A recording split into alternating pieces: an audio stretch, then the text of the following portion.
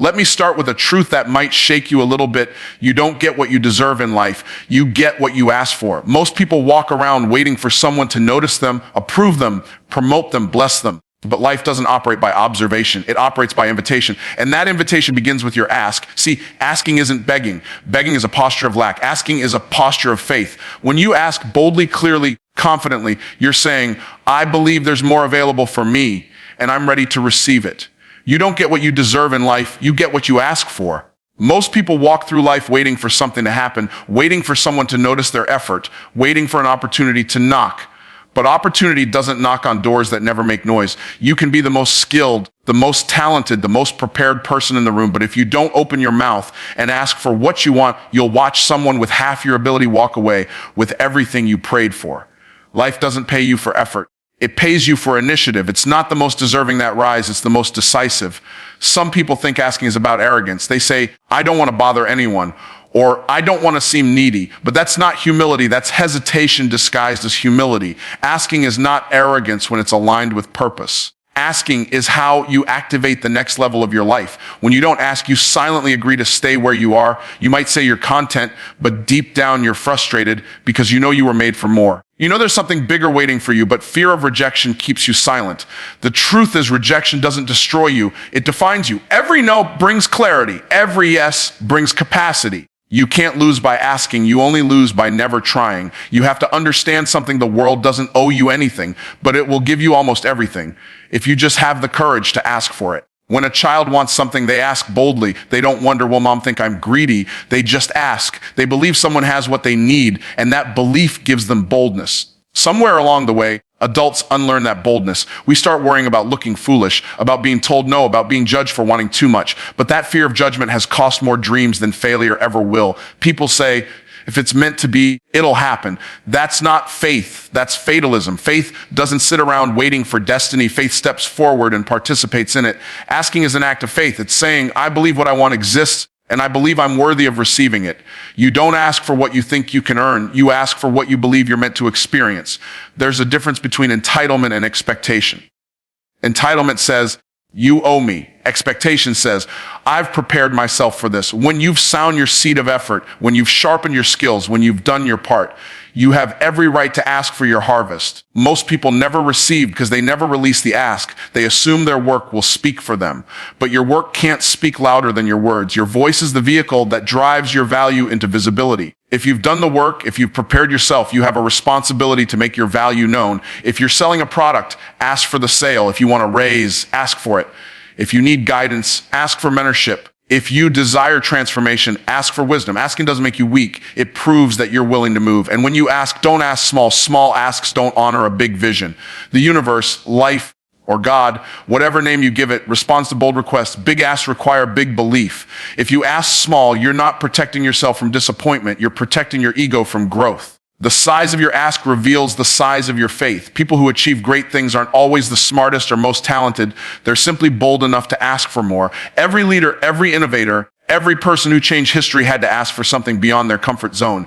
They asked for support, for opportunity, for help, for access, and that ask opened doors that talent alone could never open. You have to stop waiting for the perfect time to ask. There's no perfect moment. There's only a prepared mind and a willing heart. Asking is not about luck. It's about timing and boldness. When you know who you are and what you bring, you don't ask with fear. You ask with authority. You're not hoping someone gives you permission. You're declaring your readiness. If you've been quiet too long, if you've been hiding behind hard work, it's time to step forward. The world can't reward what it can't see, and it can't see what you refuse to express. So when you open your mouth, open it with confidence. Ask clearly. Ask boldly. Ask specifically. Don't just say, I want more money. Say, I want to earn this amount by creating this kind of value. Don't just say, I want to be successful. Say, I'm committed to mastering this skill and impacting these people. The clarity of your ask determines the clarity of your answer. The clearer your request, the quicker your reward. And if you don't get the answer you wanted, don't retreat. Refine your ask and return again. The power is not in the answer. It's in your persistence to keep asking until alignment happens. Every closed door is a test, not of your worth, but of your will. Will you keep asking, or will you settle for silence? The ones who ask receive, the ones who seek find, and the ones who knock eventually walk through the door they refuse to stop knocking on. Your ask reveals your belief. Every time you open your mouth to make a request, the words that come out aren't just forming a question. They're revealing what you think about yourself, what you think about your potential, and what you believe is possible for your life. You can tell the level of a person's belief by the level of their ask. Small thinkers ask for comfort. Big believers ask for transformation. The reason most people never experience the abundance available to them is not because it isn't there. It's because they never believe they deserve to reach for it. Every ask is a mirror that reflects what's inside of you. When you ask small, it shows that you see yourself as small. When you ask boldly, it shows that you see yourself as capable, chosen, and ready. Your belief system is the ceiling on your request. You can only ask for what you can imagine yourself receiving. If your mind can't picture it, your mouth will never declare it. That's why most people talk more about their limitations than their possibilities. They talk about what they don't have, what they can't do, what they fear might happen, and then they wonder why life keeps confirming those beliefs.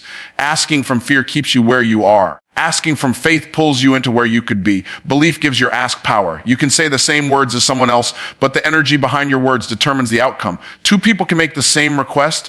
One gets ignored. The other gets results. The difference isn't the request, it's the belief behind it. When you ask without conviction, you sound like you're hoping. When you ask with conviction, you sound like you already know the answer belongs to you. The universe, life, and people respond to confidence. Confidence is not arrogance. Confidence is alignment. It's the expression of someone who knows their worth and stands on it unapologetically. You have to understand that your words are like seeds. Every time you ask, you're planting a seed into the soil of possibility. If that seed comes from doubt, it can't grow. But if it's planted with belief, it multiplies. People think belief is about ignoring reality. It's not. Belief is about deciding that what you see right now is temporary. It's saying, this is what's in front of me, but this is not all that's available to me. Belief changes the posture of your ask. It turns your words from, I hope this happens, to, I expect this to happen.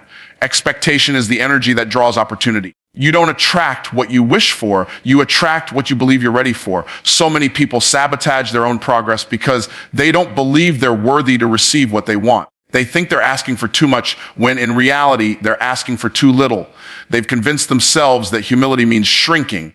But true humility isn't thinking less of yourself. It's thinking of yourself accurately. You are a vessel for greatness, and asking for something big doesn't mean you're selfish. It means you recognize the potential that was placed in you. Playing small doesn't help anyone. When you ask for more, you create space for others to see what's possible for them too. Belief turns asking into a declaration instead of a request. It says, this is what I'm ready for. When you ask like that, your words carry authority. You stop chasing approval and start commanding opportunity. People can feel the difference. You can walk into a room and ask for something, and people will respond not just to your words, but to your presence. That's what belief does. It shapes your energy. You stop sounding like you're begging for something and start sounding like you're bringing something valuable to the table. And let's be clear, belief doesn't mean you won't feel fear. It means you act in faith despite fear. When you ask from belief, you acknowledge the fear, but you don't let it guide you. You speak with confidence even when your knees are shaking because you know your words are creating your world. Doubt says, what if I fail? Belief says, what if I succeed? That one shift changes everything about how you show up and what you attract. Every time you hesitate to ask for something, ask yourself, what am I believing right now? Because hesitation is usually a symptom of disbelief. Somewhere in your mind, a small voice says, you're not ready. You don't deserve that. They'll say no, and that voice stops you from stepping into your next level. The key is to silence that voice by strengthening your belief.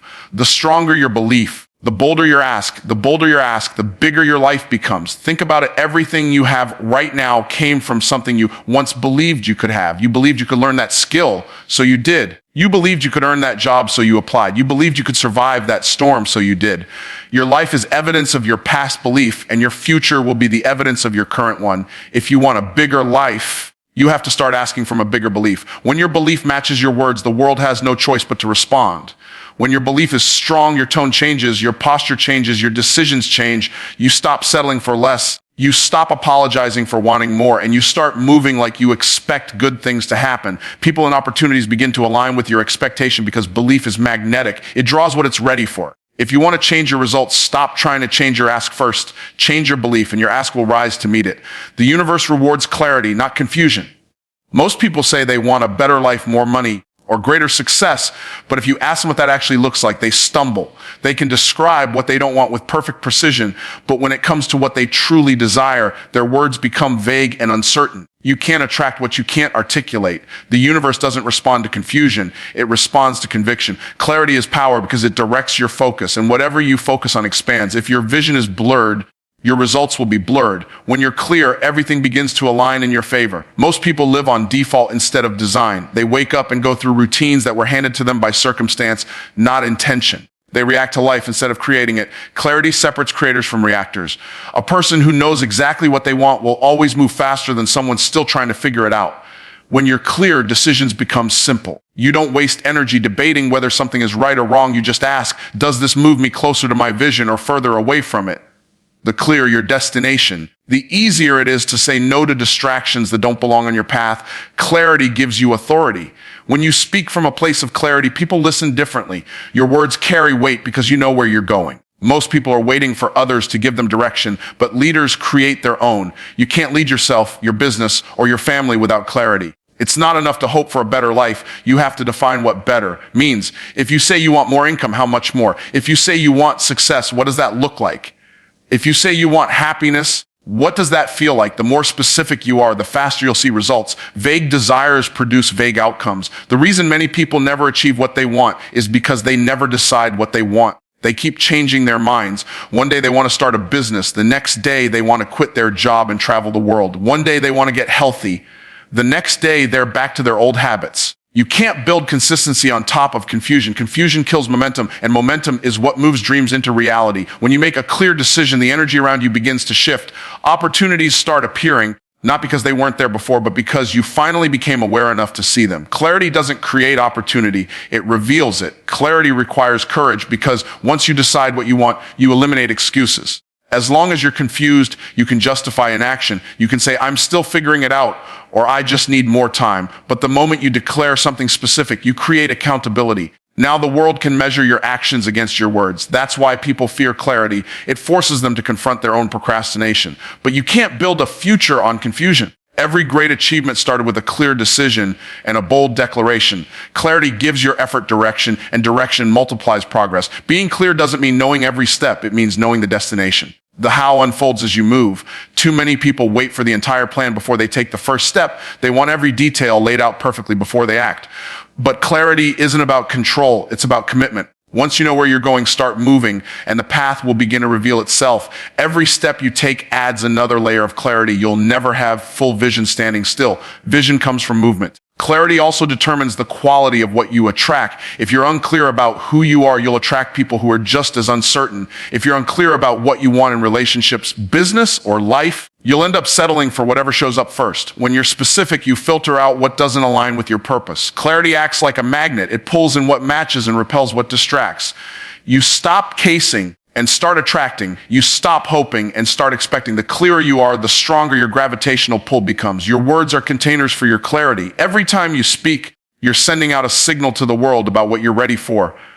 That's why your language matters. Stop saying someday. Sometimes maybe replace those this year, this month, or this week. When you get specific, your brain shifts from fantasy to focus. The mind starts looking for patterns, resources, and opportunities that match the precision of your declaration. The moment you speak clearly, your subconscious begins working to make it real. Clarity simplifies life. It eliminates confusion, distractions, and unnecessary noise. When you know exactly what matters, everything else becomes background music. You stop competing with others because you realize they're playing a different song. You stop comparing your progress because your focus is fixed on your own lane. Clarity gives you peace because it replaces uncertainty with purpose.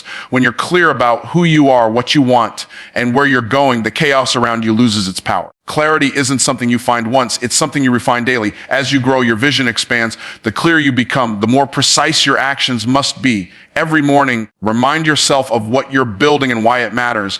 Every night, evaluate whether your day moved you closer to or further from that vision. Life becomes simple when you're clear, because clarity converts confusion into confidence and turns intention into impact. The asking is a skill, not a wish. Most people treat asking like it's something that happens by chance, as if one day the right person will overhear them. The stars will align and they'll get what they've been hoping for. But asking is not luck. It's language. It's communication with conviction.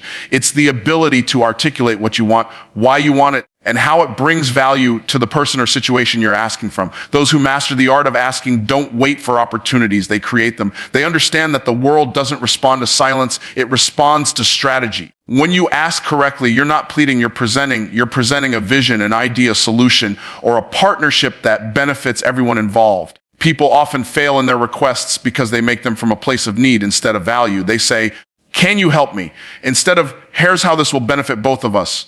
The most successful askers don't just want something, they offer something. They've done the work, prepared the ground, and positioned themselves so that their ask is not a burden, it's a blessing. They make saying yes the easiest decision the other person can make. Most people avoid asking because of the fear of rejection. But rejection isn't personal, it's informational. Every no gives you data, it teaches you what to refine, how to rephrase, and who to approach next. When asking becomes a skill, rejection loses its sting because you understand that every no moves you closer to it. You stop taking rejection as an attack and start using it as feedback. You realize that the problem isn't that people aren't saying yes, it's that you haven't yet learned how to ask in a way that connects. Asking is a skill because it requires preparation. You don't walk into a room and throw out random requests. You study the environment, you understand the people, you identify what they value, and you tailor your approach accordingly. Preparation gives confidence to your communication. When you've done your homework, you don't sound unsure, you sound certain. People respond to certainty. Confidence communicates competence, and competence creates trust. When you ask with clarity, certainty, and sincerity, people can feel it. You're not trying to manipulate, you're demonstrating belief in your own value. Every powerful ask is backed by purpose. When you know why you're asking, your tone changes. You're not begging for approval, you're building alignment. Asking without purpose sounds like noise, but asking with intention sounds like music. When your purpose is clear, your presence carries weight. People want to say yes to someone who knows where they're going. Purposeful asking says, this is not a random request. This is part of a bigger vision. That level of conviction turns ordinary requests into opportunities. The skill of asking also involves timing. You can have the right request, but deliver it at the wrong moment. Timing isn't about waiting forever. It's about recognizing when readiness meets opportunity. Sometimes your ask needs patience. You might need to build more credibility, show more results, or add more value before your ask lands the way it should. Skilled askers understand the rhythm of timing. They don't force doors open, but they also don't stand still waiting for us to turn the handle. They stay in motion, preparing, positioning, and presenting until the timing aligns. Another part of the skill is language. The words you use matter. The tone you carry matters. The posture of your body, the energy in your voice, the belief behind your words, all of it communicates. You can't ask from a place of doubt and expect a result of confidence. The way you ask tells the world how much you believe in your request. When you speak with hesitation, you invite hesitation.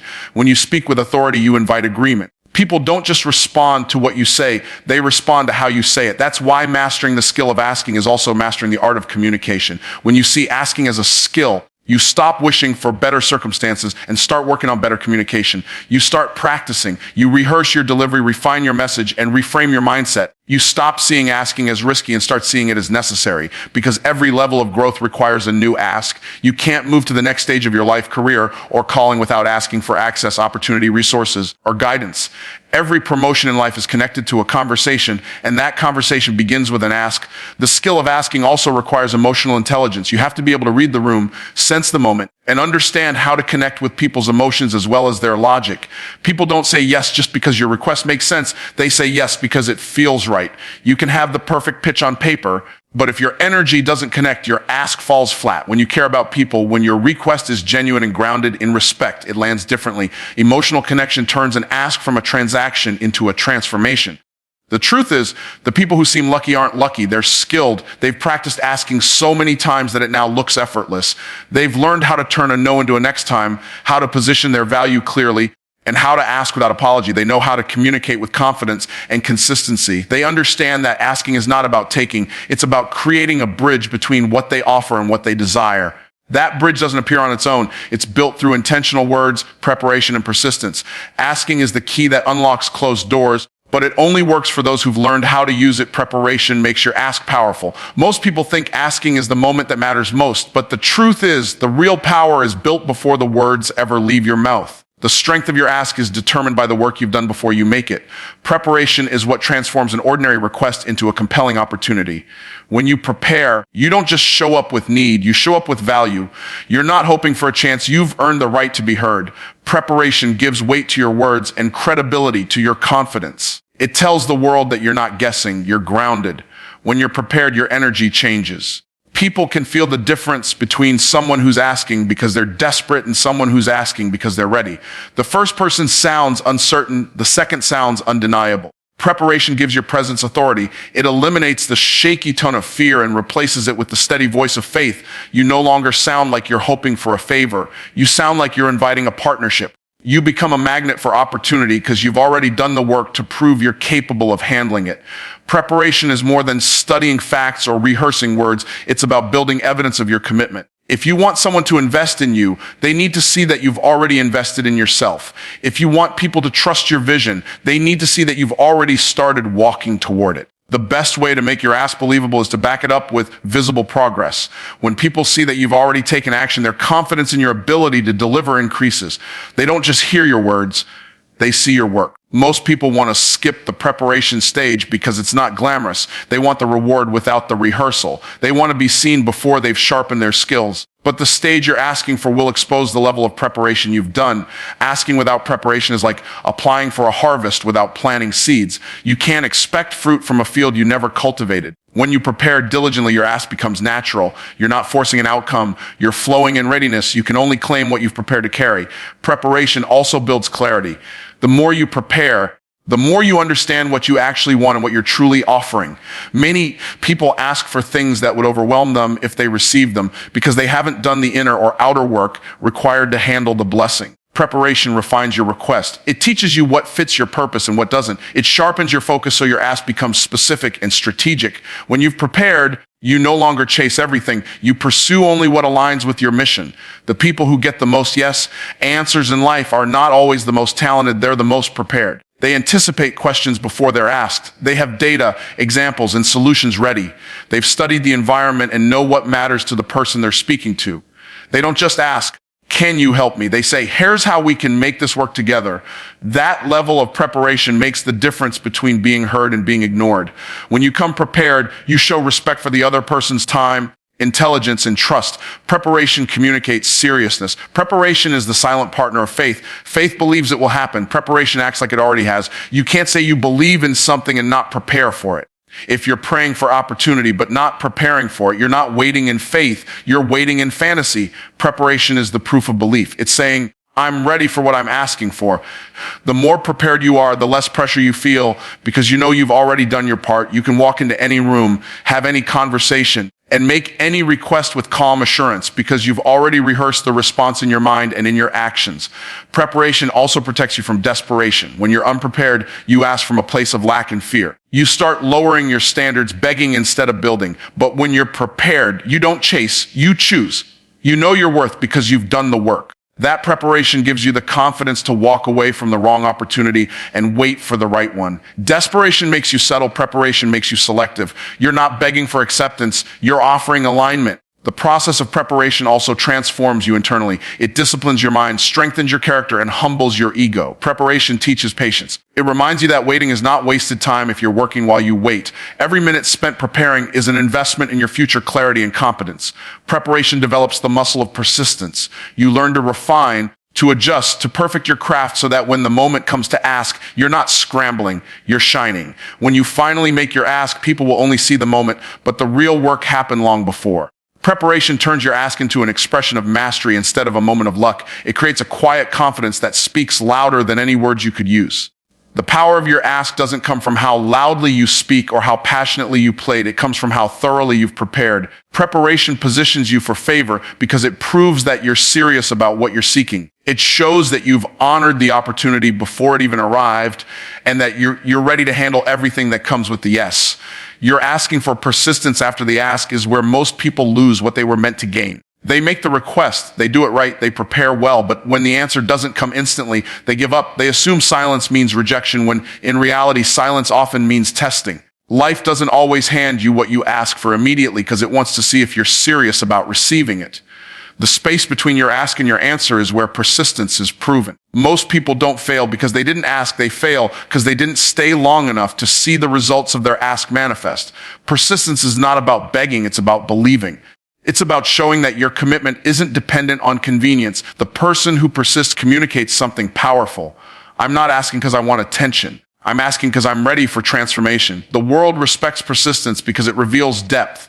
Anyone can make a request when it's easy, but only the persistent continue when it's uncomfortable. Persistence is what separates those who dream from those who achieve. It transforms a request into a declaration. Every no you hear on the path to your yes is not a stop sign. It's a signal to refine your approach. Persistence doesn't mean repeating the same words louder. It means getting wiser with every response. If someone rejects your idea, don't get emotional.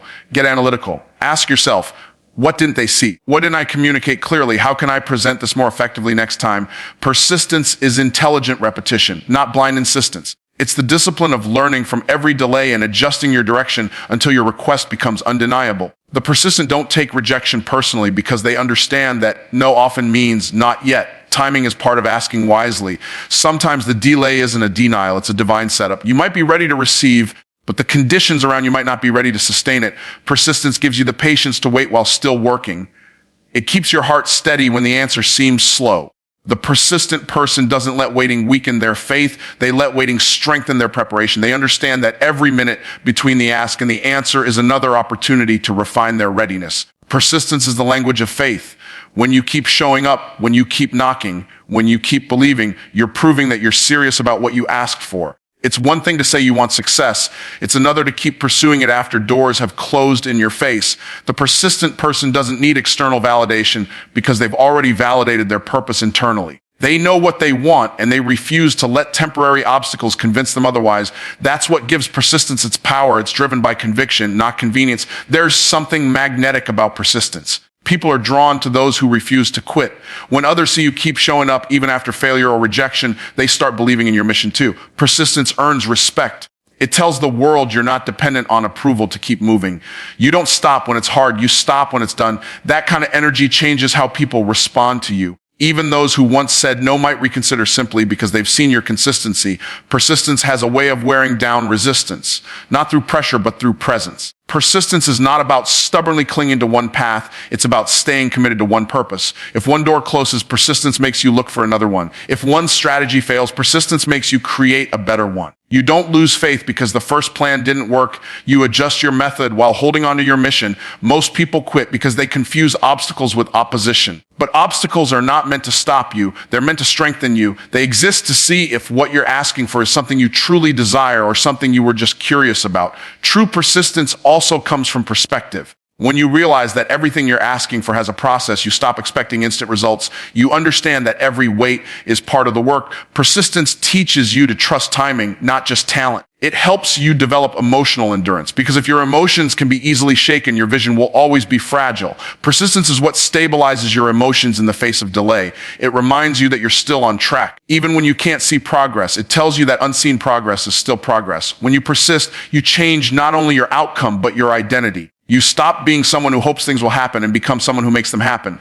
Persistence rewires your mindset from I wish to I will. It builds resilience, grit, and maturity. You start to see challenges as checkpoints, not punishments. The moment you decide to persist beyond your comfort zone, you enter the zone of growth. That's where strength is built, character is forged, and faith is proven. Persistence is the evidence that you've moved from wanting to working, from asking to acting. Persistence also influences the way others perceive your value. The marketplace rewards the persistent because it sees consistency as proof of competence. The longer you stay committed to something, the more credibility you build. People start associating your name with reliability. That consistency compounds over time until it opens doors that raw talent alone could never unlock. Persistence is the ultimate equalizer. It makes up for what you lack in experience, connections, or resources.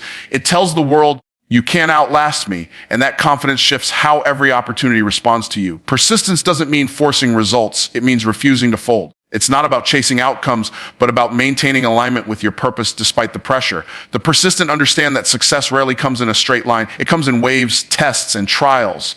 And those who keep asking, keep believing, and keep showing up eventually find that the doors they once knocked on start opening, not because the doors changed, but because they did.